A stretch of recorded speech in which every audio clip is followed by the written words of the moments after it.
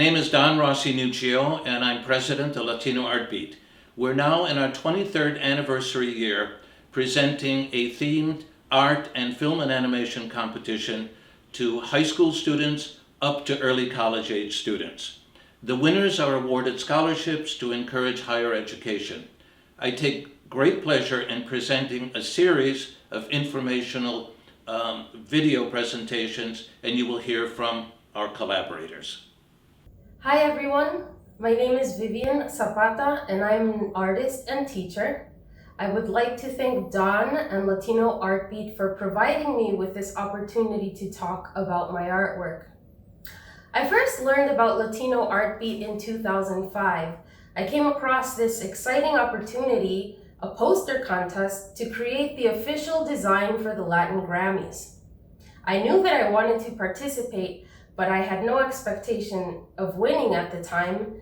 And so, as you can imagine, when I learned that I won first place, it was extremely exciting. I was honored at a press conference in Los Angeles. Also, I was awarded a one-year tuition scholarship for that year. Because of the exposure from the event, I was also awarded some additional commission opportunities. So I'm very thankful for that opportunity, which brought me so much exposure at such a young age. It was really a wonderful experience. Ever since I was a little girl, I knew I wanted to become an artist.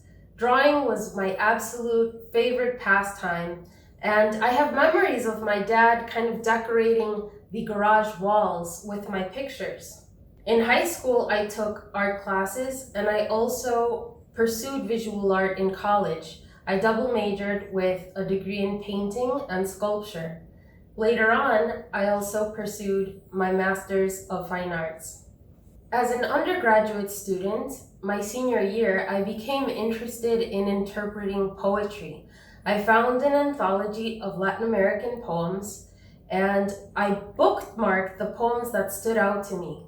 I was impressed by some of the imagery and ideas within these poems, and I thought it would be an interesting challenge to try to represent this written art form into a visual form.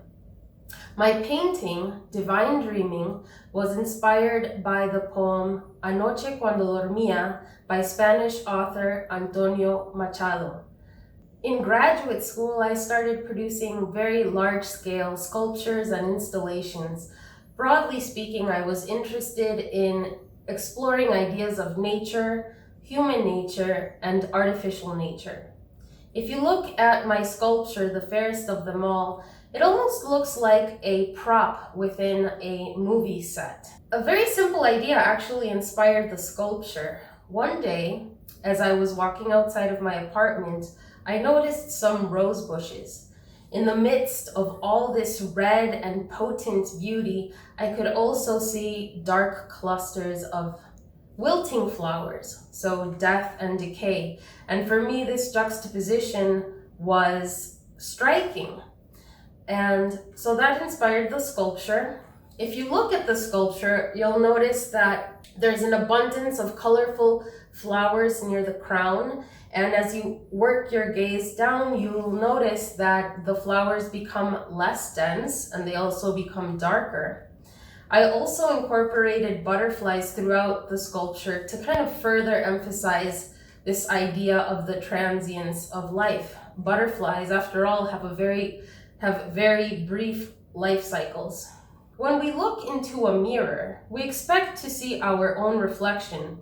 But in this sculpture, I deny viewers the ability to see themselves because I covered the mirror's surface with an orange resin. So I invite viewers to see themselves in relation to nature's life cycles. My thesis project, Yellow Box, was inspired by a short story that I wrote. In the story, there's a little girl and she owns a pet canary. One day, the canary escapes through the window of the house, and because it has magical powers, it is able to fly all over the world. In the process of traveling, it experiences a loss of innocence because it becomes aware of all of the environmental damage. So I imagine the bird coming across dense pollution and the destruction of forests to point to some examples. When the bird returns to its cage, with all of its sadness and disillusion, it dies, and it becomes the origin of the chameleon-like color change within the room. In the story, I imagine the girl waking up the next morning and realizing that everything is different. Everything is yellow. For me, the color has a cautionary function, and even the title, Yellow Box, has symbolic significance. If we don't pay attention to the current state of the planet and we don't take action, then it could potentially turn into something worse, something potentially apocalyptic. Right now, I am working on a technical study, just a painting of a bottle of soap done from observation. And additionally, I am developing a series of monochromatic and floral still life paintings. Thank you so much again for taking the time to learn about my artwork. Thank you, Dawn, and thank you, Latino Art Beat, for providing me with this time. And I wish you all the best with your creative endeavors.